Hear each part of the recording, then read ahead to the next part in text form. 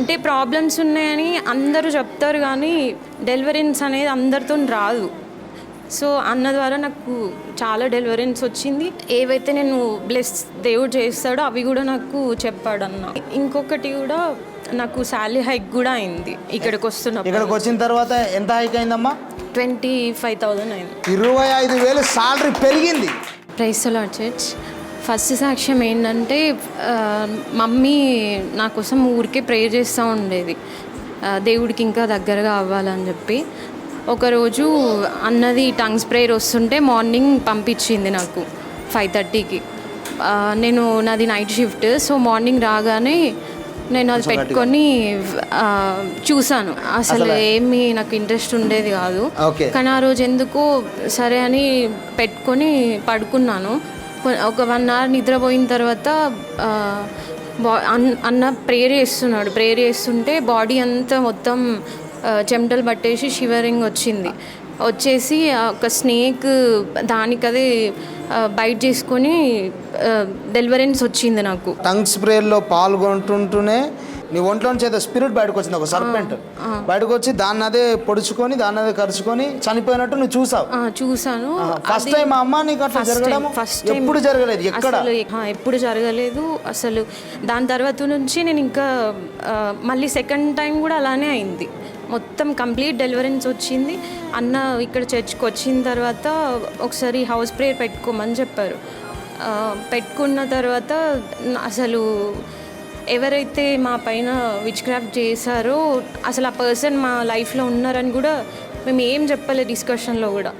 అన్ననే చెప్పి ఈ పర్సన్ చేశారు డెవలప్ అవ్వకుండా లైఫ్లో, మ్యారేజ్ అవ్వకుండా అని చెప్పి అన్న చెప్పారు. అది కూడా డెలివరెన్స్ వచ్చింది. అంటే ప్రాబ్లమ్స్ ఉన్నాయని అందరూ చెప్తారు కానీ డెలివరెన్స్ అనేది అందరితో రాదు. సో అన్న ద్వారా నాకు చాలా డెలివరెన్స్ వచ్చింది. ఏవైతే నేను దేవుడు చేస్తాడో అవి కూడా నాకు చెప్పాడు అన్న. అందరు ప్రేయర్ చేయండి. చప్పట్లు కొడుతూ దేవుని గణపరచండి. ఈ సాక్ష్యాన్ని బట్టి దేవునికి మహిమ కలుగును గాక. కంప్లీట్గా ఈ బిడ్డను దేవుడు సాతాను బంధకాల నుంచి హౌస్ విజిటింగ్ అపాయింట్మెంట్ తీసుకున్నారు ఈ సిస్టర్ వాళ్ళు. హౌస్ విజిటింగ్ అపాయింట్మెంట్ నేను ఇంటికి వెళ్ళి అక్కడికి వెళ్ళి ప్రార్థన చేశాను.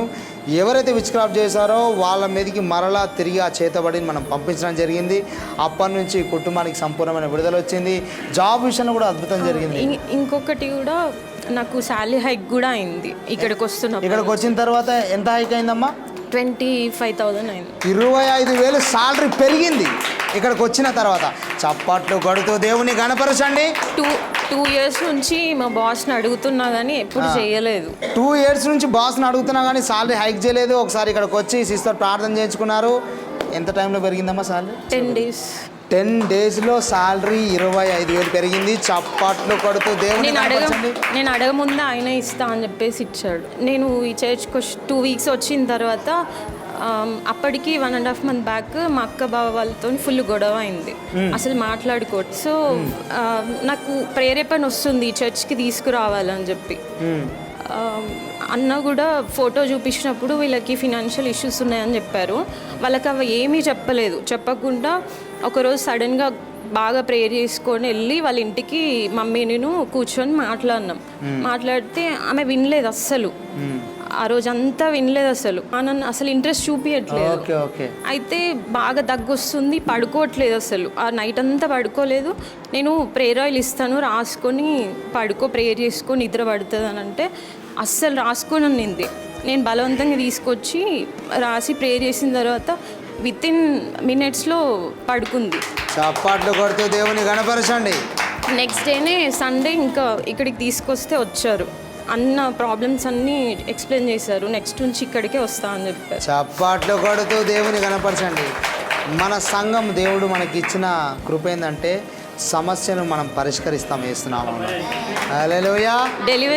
అందరి లైఫ్లో డెలివరెన్స్ అనేది చాలా ఇంపార్టెంట్. దానికోసమైనా ఖచ్చితంగా రావాలి. చప్పట్లు కొడుతూ దేవుని కనపరచండి. డెలివరెన్స్ అనేది చాలా ప్రాముఖ్యం. చూడండి, ఇన్ని సాక్ష్యాలు, ఇన్ని కార్యాలు దేవుడు జరిగిస్తున్నాడు. వితిన్ 1.5 monthలోనే ఇదంతా జరిగింది. చప్పట్లు కొడుతూ దేవుని కనపరచండి. సమస్త మహిమ దేవునికే కలుగును గాక.